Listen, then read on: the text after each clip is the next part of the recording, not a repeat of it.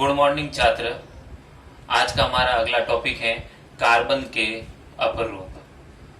तो कार्बन के अपर रूप पढ़ेंगे। उसके अंदर अपर रूप किसे कहते हैं, अपर रूपता किसे कहते हैं, कार्बन के अपर रूप कितने प्रकार के होते हैं, उसको हम आप आज आगे की टॉपिक पढ़ेंगे। तो अपर रूप किसे कहते हैं? अपर रूप किसी भी तत्व के दो या दो से अधिक रूप जो गुणधर्म में एक दूसरे में पर्याप्त मात्रा में भिन्न होते हैं उसे अपरूप कहते हैं तथा इस गुण को अपरूपता कहते हैं। कार्बन के अपरूप दो प्रकार के होते हैं, क्रिस्टलीय अपरूप तथा अक्रिस्टलीय अपरूप। क्रिस्टलीय अपरूप जिसकी एक निश्चित ज्यामिति होती है, जिसकी एक निश्चित संरचना होती है, वह क्रिस्टलीय अपरूप कहलाता है। क्रिस्टलीय अपरूप तीन प्रकार के होते हैं, हीरा, ग्रेफाइट, फुलरीन। और अक्रिस्टलीय अपरूप जिसमें कार्बन की एक निश्चित ज्यामिति नहीं होती है वह अक्रिस्टलीय अपरूप कहलाते हैं, जैसे चारकोल, कज्जल यानी कि काजल, कास्ट कोयला, चारकोल, यह क्रिस्टलीय अपरूप है। तो हम इस प्रकार से आगे से टॉपिक पढ़ते जाएंगे।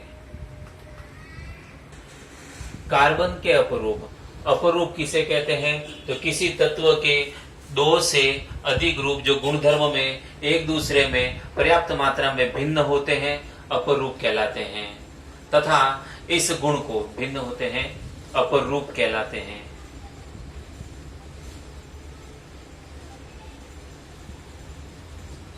इस गुण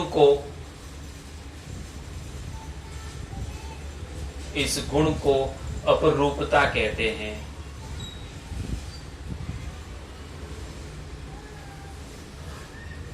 कार्बन के ये जो अपरूप होते हैं वह दो प्रकार के होते हैं।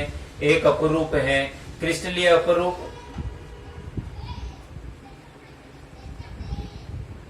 और दूसरा अपरूप है वह है अक्रिस्टलीय अपरूप।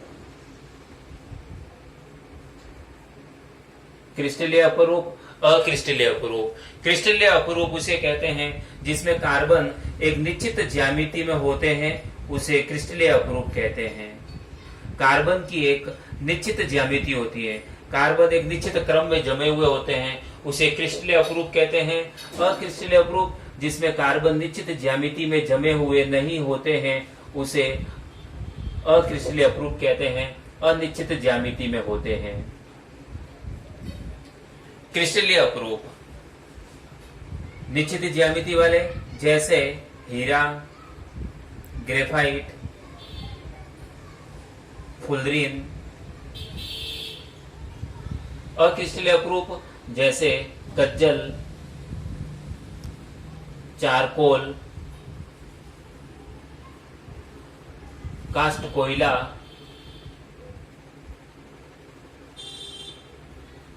यह क्रिस्टलीय अपरूप है। हीरा ये कार्बन का क्रिस्टलीय अपरूप है। आपके सामने मैंने हीरे की संरचना बनाई है, ये कार्बन का क्रिस्टलीय अपरूप है।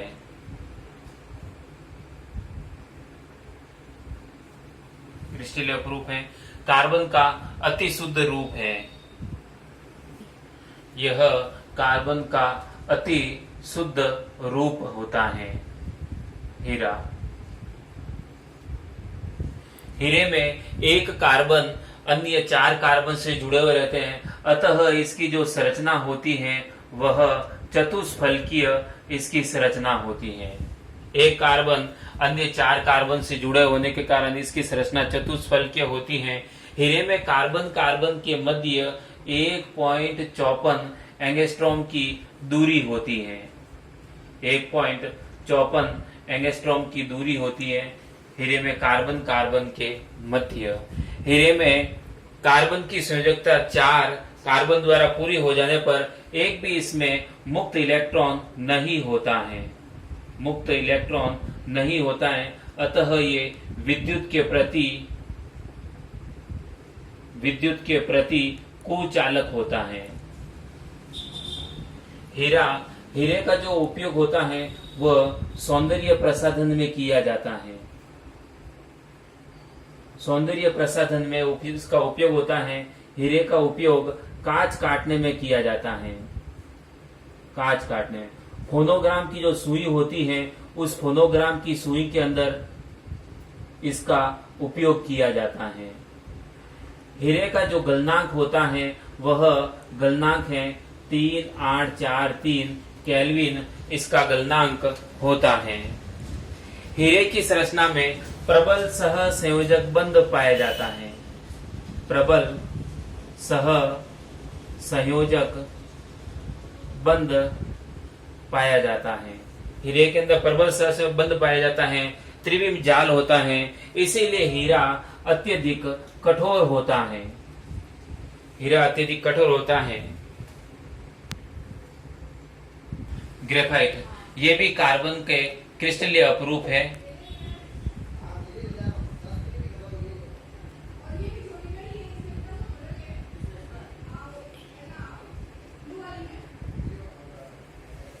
कार्बन का क्रिस्टलीय अपरूप है।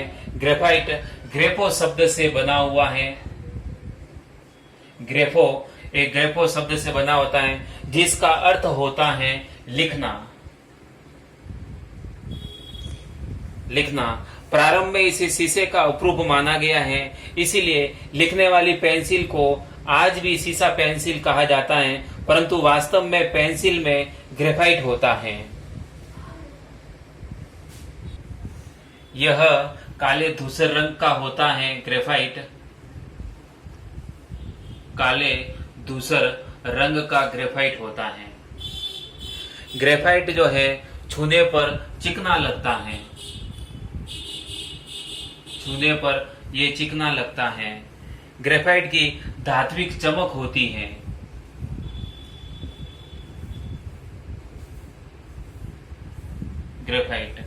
ग्रेफाइट की पर्तीय संरचना होती है।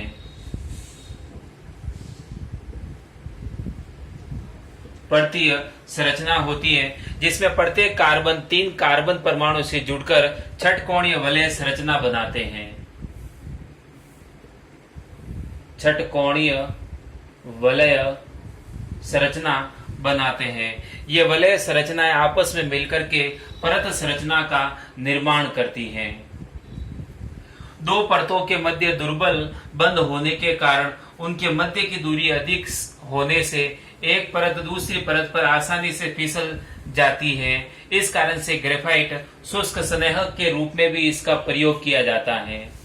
शुष्क स्नेहक के रूप में इसका प्रयोग किया जाता है, क्योंकि 2 परतों के मध्य एक तीसरी परत होती है। इस कारण से इसकी संरचना आपस में फिसल जाती है। ग्रेफाइट में प्रत्येक कार्बन 3 अन्य कार्बन से जुड़े होने के कारण ग्रेफाइट चौथा इलेक्ट्रॉन यानी कि एक मुक्त इलेक्ट्रॉन होता है। एक मुक्त इलेक्ट्रॉन होने के कारण यह विद्युत के प्रति सुचालक होता है, क्योंकि इसके अंदर एक मुक्त इलेक्ट्रॉन होता है, अतः विद्युत के प्रति सुचालक होता है। ग्रेफाइट का उपयोग शुष्क स्नेहक के रूप में भी किया जाता है। शुष्क स्नेहक के रूप में उपयोग। ग्रेफाइट का जो उपयोग है वह नाभिकीय भट्टी में मंदक के रूप में, नाभिकीय भट्टी में मंदक के रूप में भी इसका उपयोग होता है। ग्रेफाइट का उपयोग इलेक्ट्रोड बनाने में भी किया जाता है। इलेक्ट्रोड बनाने में भी इसका उपयोग किया जाता है। ग्रेफाइट का उपयोग लोहे की वस्तु को पॉलिश करने में, लोहे पर पॉलिश करने के अंदर इसका उपयोग होता है। इस तरह से हीरा दूसरा हो गया ग्रेफाइट, तीसरा फुलरिन है। इसको कल पढ़ेंगे। इस वीडियो को देखकर लाइक करिए, सब्सक्राइब कीजिए और अगला टॉपिक फुलरिन हम कल पढ़ेंगे। थैंक्स।